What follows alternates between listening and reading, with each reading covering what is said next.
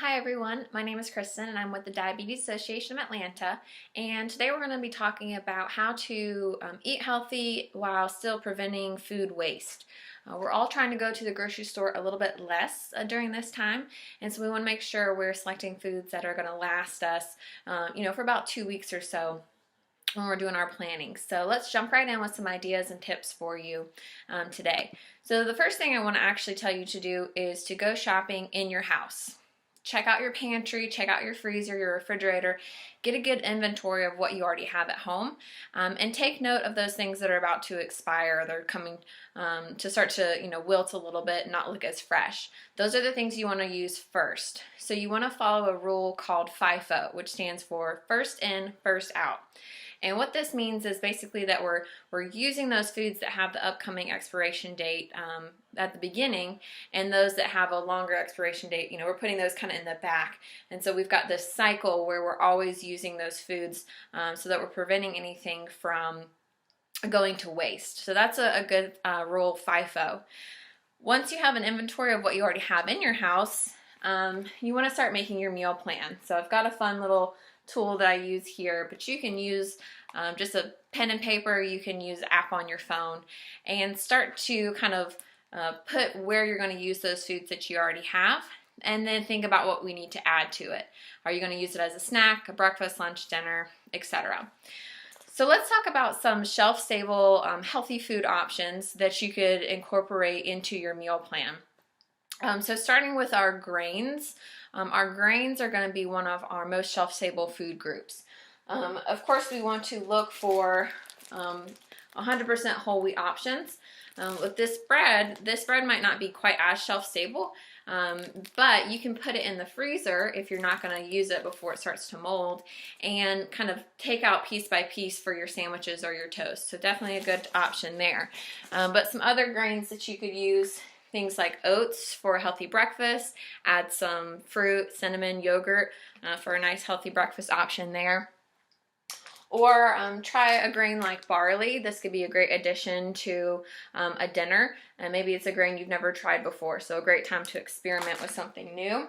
And then also think about like your pastas. So I've got some whole wheat orzo. Again, always trying to look for those whole wheat, whole grain options for the most fiber and nutrients.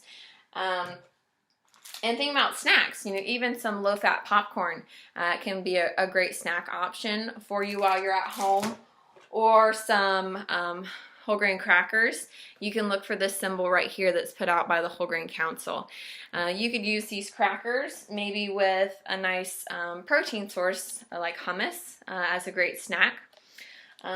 Thinking about other protein sources that are very shelf-stable. Things like nuts and seeds. So I've got some mixed nuts and pistachios. These can be a great snack option or added to a salad for some extra protein and fiber. Also using beans. So I've got some dried beans here. You can also use canned bean options, but these are going to be very, very shelf stable. And with the dried beans, you don't have to worry about the added sodium like you do with the canned. So it can be a really great option. And since we have more time to cook these days, we might be able to utilize some of those dried beans instead. And then maybe trying a different protein. If you've never tried something like tofu, this could be a great time to get some good lean protein from more of a plant-based source. And this is going to have a pretty long expiration as well. This has got a couple months before it expires, and I just bought it this week. So that can be a great option, thinking about your protein, shelf-stable choices.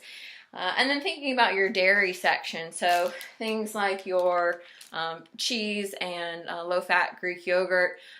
Both of these will also provide some good protein, and it can be pretty shelf-stable, giving you that calcium and nutrients that you need.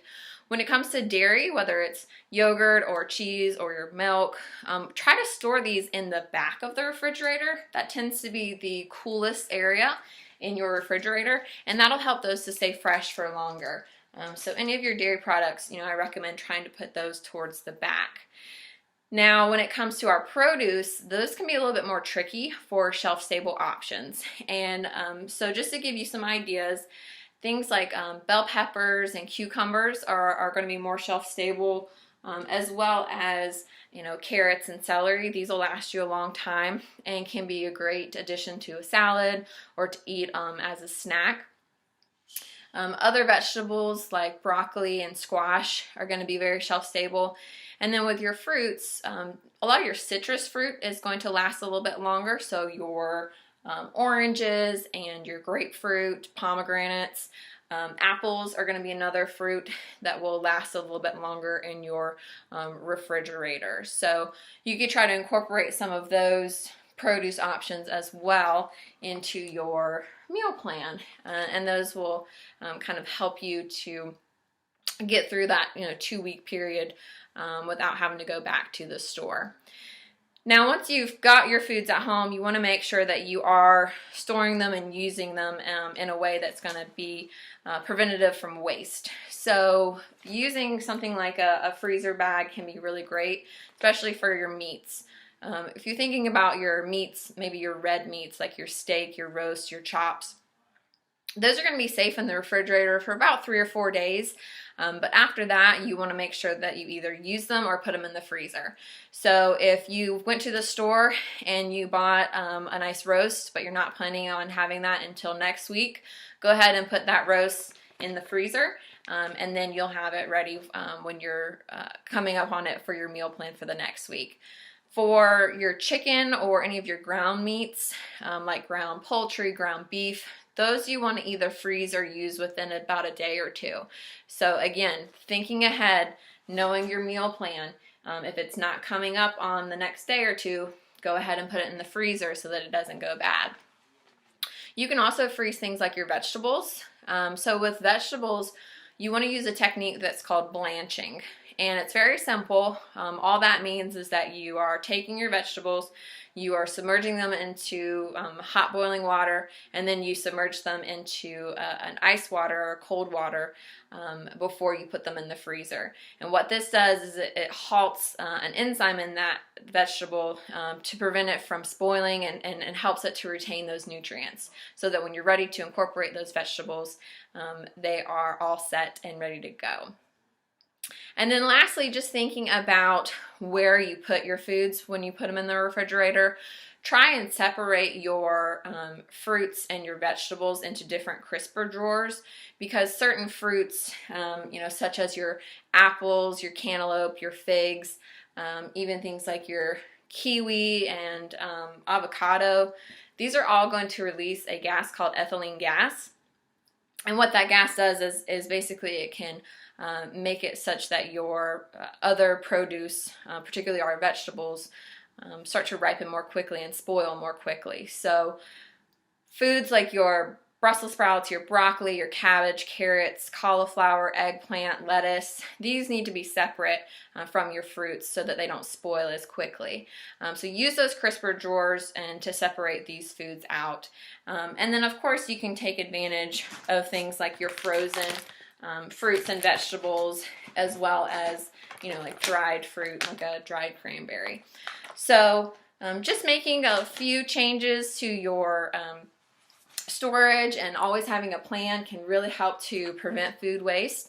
Hope this was helpful for you. If you have additional questions, you can contact us at www.diabetesAtlanta.org.